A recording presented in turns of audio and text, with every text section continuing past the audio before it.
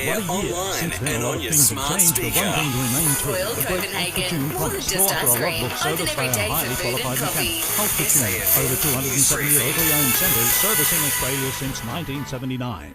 Hey there, I'm Talissa Bazaz. A federal anti-corruption commission by Christmas.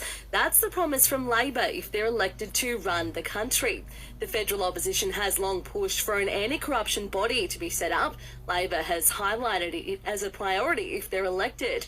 Anthony Albanese says Australians can't trust the Morrison government to introduce one themselves. Not only has Scott Morrison failed to legislate for one, not only has he failed to introduce legislation, he's now saying somehow it's the Labor Party's fault that he hasn't introduced legislation into a national anti-corruption commission.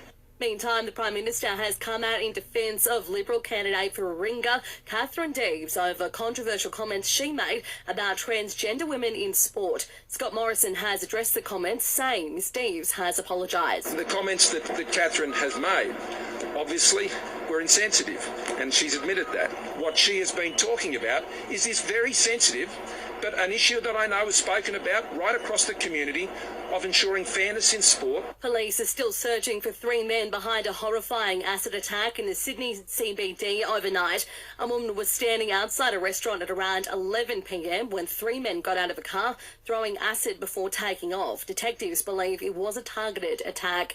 And two people have escaped a fiery plane crash in Western Australia, the plane bursting into flames after a crash in the far north of the state. What would you do with $1? Did you know that for every $1 donated to Food Bank, 2 meals are created? Head to foodbank.org.au. The Suns will need to be wary of an unpredictable St Kilda when the two go head-to-head later this hour. The Saints will be without Paddy Ryder after the star ruckman was suspended over a high bump on Hawthorn defender Will Day last week. Here is senior assistant coach Brendan Lade. You know, we had Jack Hayes, who probably unlucky to go out of our side a couple of weeks ago, and we had Tom Campbell win our Crest Player of the Week last week in the VFL. So we've got a couple of options there to bring into the side, and we're pretty confident they can fill the shoes. Later, Adelaide take on Richmond for the D's take on the Giants.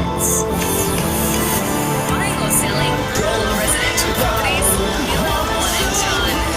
This is SAFM weather.